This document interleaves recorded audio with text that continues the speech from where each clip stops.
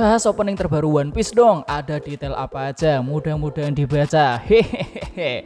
Terima kasih Bang Glenn Pratama 5690. Ini udah aku bacain dan akan aku bahas di sini sekarang juga. Oke guys, jadi seperti yang kita tahu, opening One Piece ke-26 sudah muncul pada episode 1089 di animenya. Yang mana aku suka banget dengan lagunya. Sebenarnya kalau lagunya agak ya so-so lah, lumayan. Cuman aku lebih suka dan lebih fokus ke animasi yang ditunjukkan di opening ini. Dan sumpah aku merasa kasihan sama yang gak baca manganya bro, yakin. Karena hampir dari awal sampai akhir ini full spoiler semua. Kemarin sempat ada yang komen sih, lah bang bukannya opening emang kebanyakan tentang spoiler ya? Iya sih memang iya, beberapa ada potongan-potongan spoilernya. Cuman entah kenapa ya, ini pendapatku pribadi ya, buat aku setelah memasuki era Wano atau Arc Wano, kayak spoiler One Piece itu bahaya banget. Aku kayak merasa kalau bisa untuk baca manganya aja aku gak pengen punya spoilernya, gak pengen kebaca spoiler di sosmed gitu. Itu yang baca manga, aku yang baca manganya ya yang cuman nonton animenya aja. Aduh gimana ya, karena kemarin ada yang bilang bahwa untuk YouTuber reaction opening ini di luar Indonesia sana pada banyak yang protes, ini kok openingnya spoiler banget katanya. Aku cuman nggak tahu ya, kemarin ada yang sempat komentar kayak gitu. Dan aku rasa ya memang kayak gitu. Mungkin karena perkembangan cerita, aku merasa kalau dapat spoiler itu kayak dosa banget di One Piece buat aku sendiri. Jadi untuk melihat opening yang penuh spoiler ini, aku merasa bahwa ya wajar aja kalau ada orang yang nggak suka. Tapi ya terserah animatornya aja lah ya. Mereka udah, yang penting mereka kerja dengan baik gitu aja. Nah ayo kita mulai pembahasannya dari awal yuk, langsung ya. Oh ya, opening ini kan dinyanyikan oleh Hiroshi Kitadani yang juga menyanyikan lagu We Are. Bayangin guys, We Are itu kalau tidak salah opening pertama di tahun 1999 yang nyanyi Hiroshi Kitadani. Sekarang untuk memulai arc terbaru yaitu Egghead yang nyanyi Hiroshi Kitadani lagi.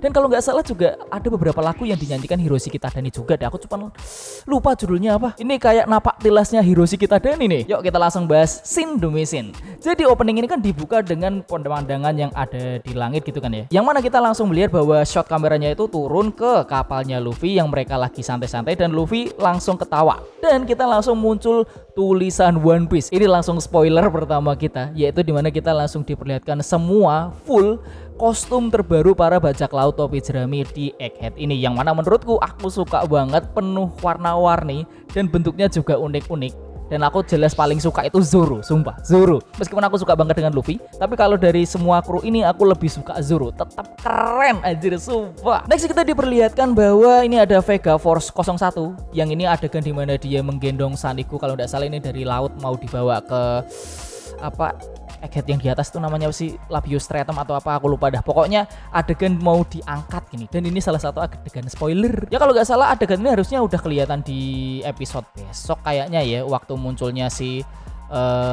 siapa itu yang 02 satelitnya, Lilith. Dan kita melihat adanya salah satu adegan, ini adegan waktu ketika Luffy, Jinbe, Chopper lagi makan-makan, yang mana langsung dijelaskan. Ini maaf kalau spoiler, aku mohon maaf banget.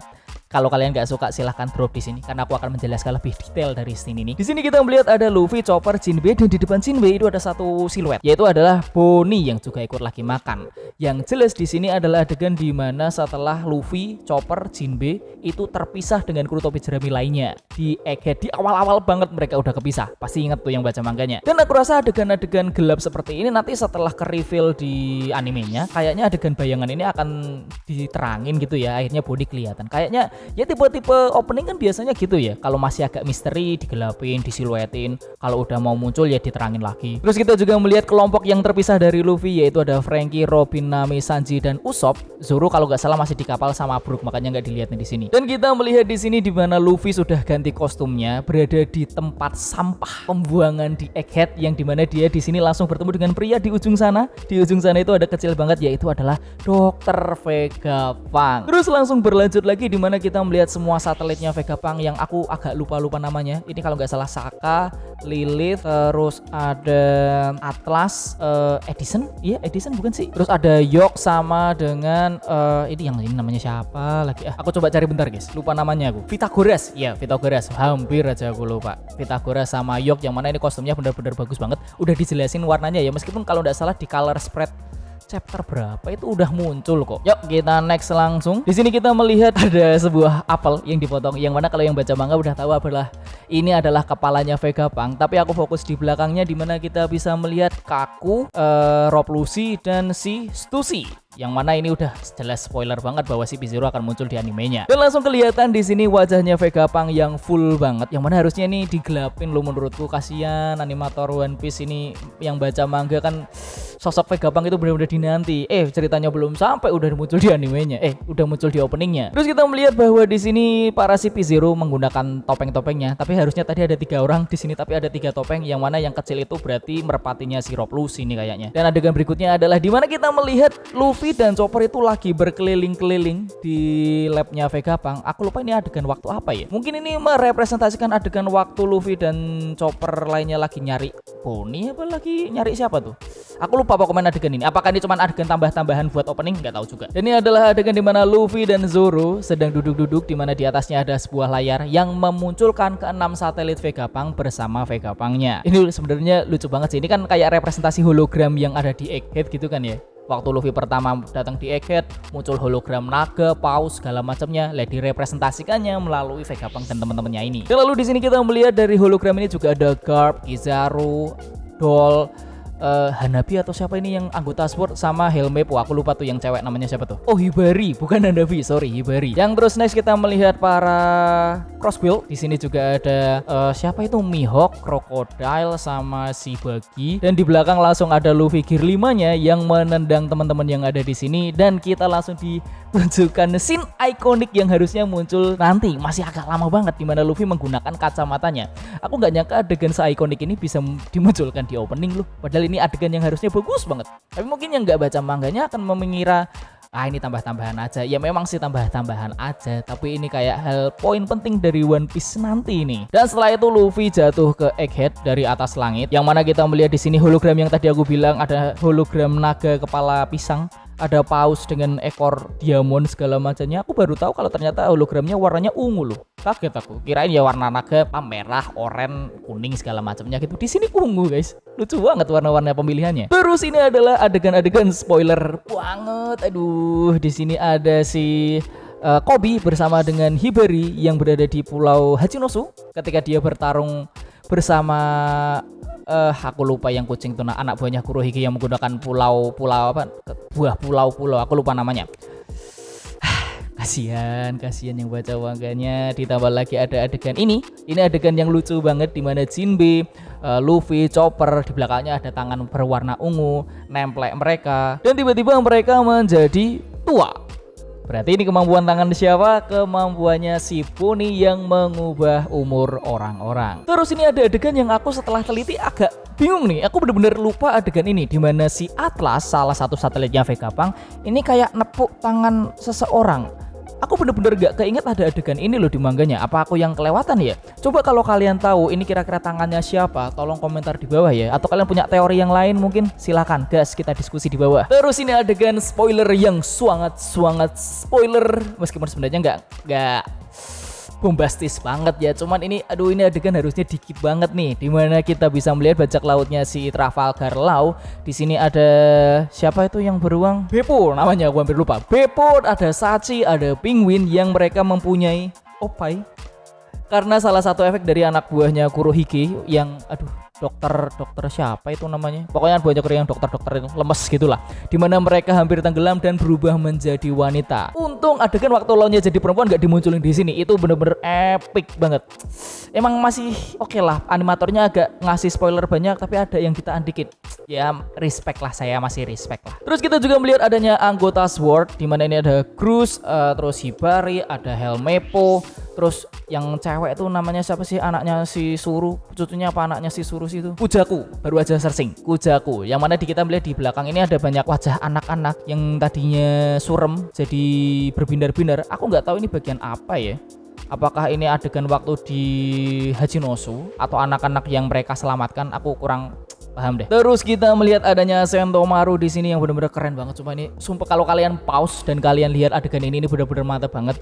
Yang di belakangnya ada Pasifista dari Kuma yang ingin mengeluarkan laser. Tapi setelah sekilas aku lihat tadi, aku agak kaget waktu screenshot ini. Wujudnya itu malah kayak si Aokiji gitu loh. Kaget sumpah. Aku loh, kok Aokiji ada di belakangnya Sentomaru? Ternyata setelah aku perhatiin lagi, oh pasifistanya Kuma ternyata. Dan kita juga melihat adanya Kizaru yang di sini pasti kita tahu akan bertarung dengan siapa saja. Pertama dia datang bertarung bersama Sentomaru, habis itu bertarung bersama Luffy, habis itu kayaknya masih berteori bahwa Kizaru akan berkhianat dari pemerintah dunia dan menyelamatkan si Bonnie, nggak tahu, kita tunggu aja chapter depan. Dan kita melihat Kuma yang seperti terjerat kabel-kabel, yang ini scene kayaknya nggak ada di manga, aku lupa, cuman ini kayak untuk memberi kesan ini loh, Kuma itu lagi terjerat masalah yang bener-bener pelik banget, pasrah banget, kok pasrah sih, yang berat banget, dan cuman dia yang bisa menyelesaikan masalah yang aduh.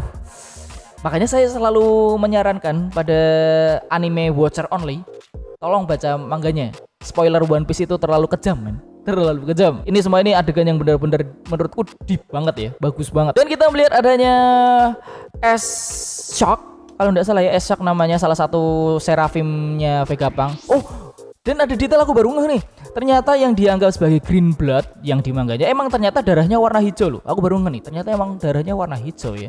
Yang mana darah ini bisa digunakan oleh para serafim ini untuk menggunakan kekuatan buah iblis yang diekstrak dan diinjek ke dalam tubuhnya. Dan terlihat di sini ketika dia jatuh ke tanah, bukannya jatuh di tanah, tapi dia malah kayak renang gitu, tenggelam.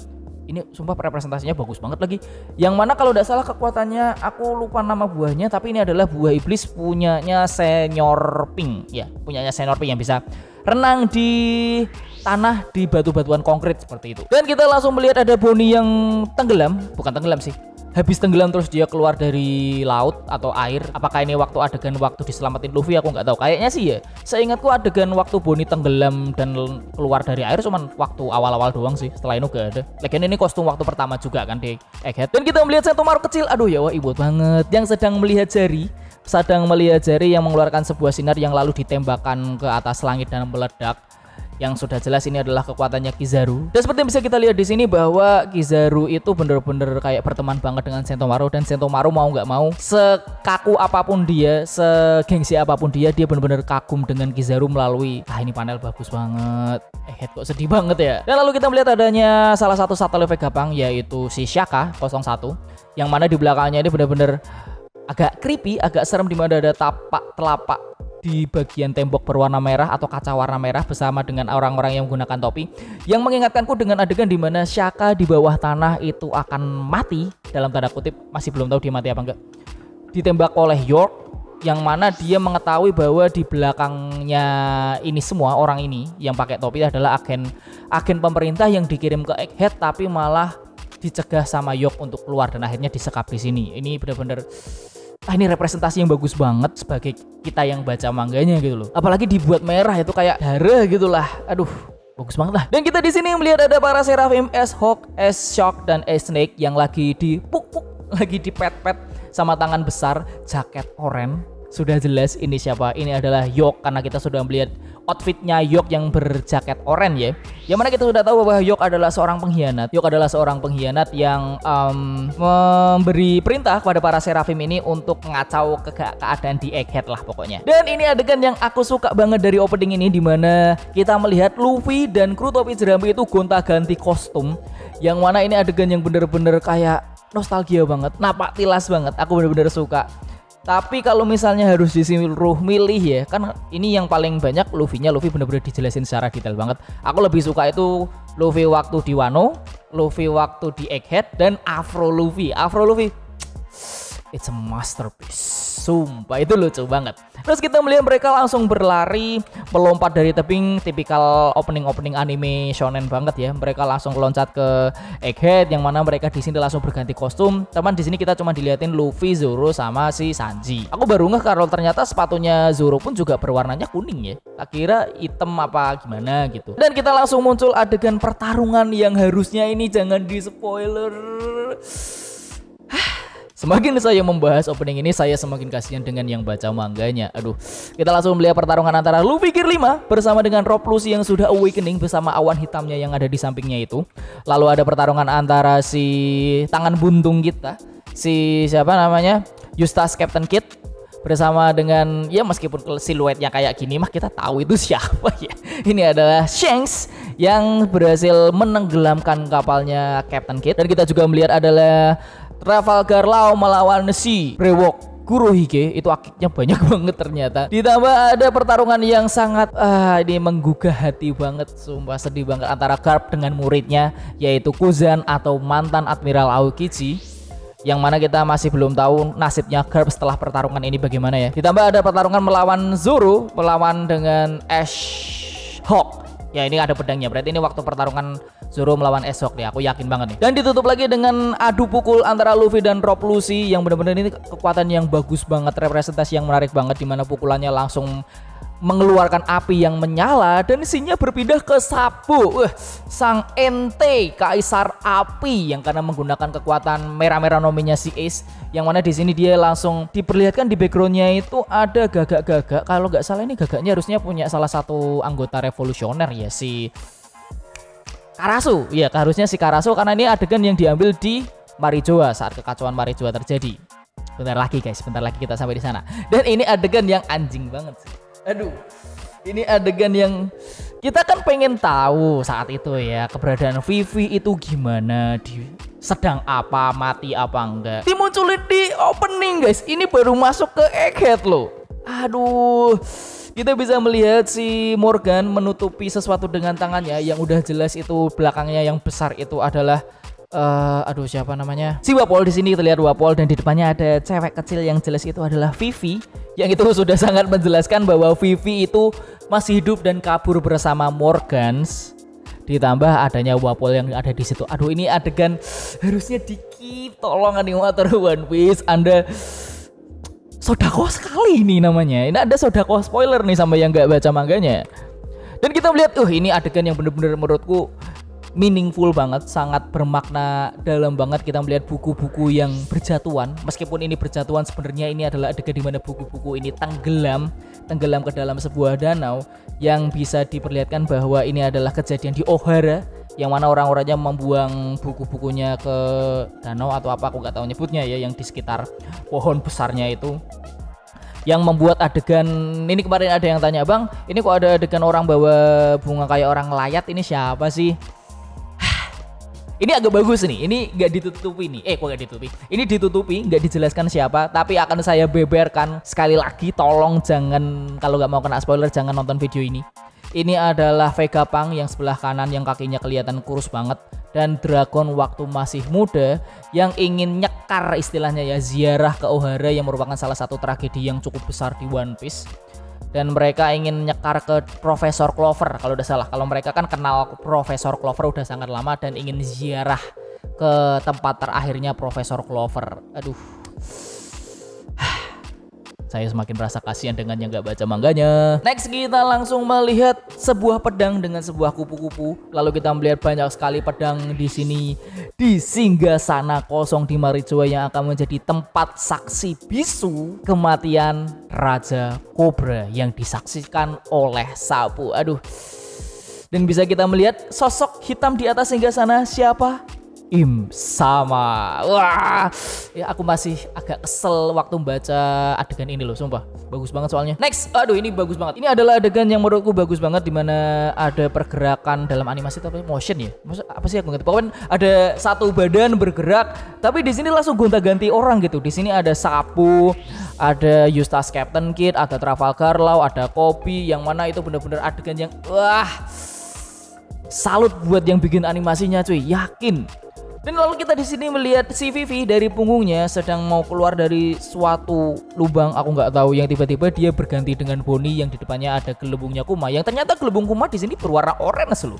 Aku kira warnanya kayak merah kayak waktu di Panghazard gitu. Ternyata di sini gelembung ingatan Kuma itu direpresentasikan dengan warna orange. Kemarin sempat ada yang berteori, bang, kenapa waktu adegannya Vivi tiba-tiba diganti Bonnie yang menunjukkan gelembungnya Kuma? Apakah ini kemungkinan pengguna Nikyu Nomi, kemudian yang selanjutnya adalah Vivi? Aku agak suka sih jujur teori itu, karena aku cukup percaya bahwa suatu saat nanti Vivi akan gabung ke kru, karena memang sebenarnya mereka adalah krunya kan. Sebenarnya Vivi adalah salah satu krunya, cuman yang nggak ikut. yang nggak ikut berlayar gitu aja. Siapa tahu Vivi nanti bergabung dan malah mendapatkan Nikyu Nomi, nggak tahu juga. Nice teori sih itu, aku lupa siapa yang ngasih teori itu kemarin di komentar. Dan next kita langsung ditutup closing dari opening anime ini dengan keadaan para bajak laut topi jerami berjalan di sebuah tanah dan shotnya langsung naik, dimana kita melihat ini adalah keadaan dari Pulau Egghead yang kita juga melihat dari ujung red line langsung muncul cahaya matahari dan cerita ini ditutup dan opening ini ditutup dengan adegan di mana Luffy, kalau di episode kemarin kalau nggak salah aku lupa episode berapa, Luffy di kapal bersama Usopp, Brook, Chopper yang harusnya ada orang-orang krunya yang lain sedang mengucapkan mimpinya. Aduh. Dan opening ini selesai. Yang mana ini adalah opening yang benar-benar menyenangkan banget untuk dibahas, untuk cari detail-detailnya ya. Dan kalau untuk ngasih skor, aku jujur kalau lagunya nggak terlalu into banget gitu. Ya biasa aja, bagus aja gitu. Tapi emang yang cocok untuk dibahas itu emang animasinya daripada lagunya untuk sekarang. Nah, segitu aja pembahasan detail-detail dari opening One Piece ke-26 yang berjudul, oh tadi aku belum nyebut judulnya ya. Judulnya adalah Ase, bukan bahasa Jawa, bahasa Jepang, yang pelafalan dari bahasa Inggris as, yang dalam bahasa Indonesia artinya kita, yang mana ini adalah salah satu opening dengan full spoiler, yang saya harap yang tidak baca manganya tidak menonton video ini sampai selesai. Kalau Anda menonton video ini sampai selesai ya resiko ditanggung Anda sendiri, saya sudah bilang dari awal. Terima kasih yang sudah menonton video ini sampai selesai. Jangan lupa klik tombol subscribe di bawah karena itu merupakan sebuah dukungan buat saya untuk channel ini untuk membuat konten-konten yang lebih baik lagi. Dan seperti biasa guys, komentar, tanggapan, teori silakan drop di bawah.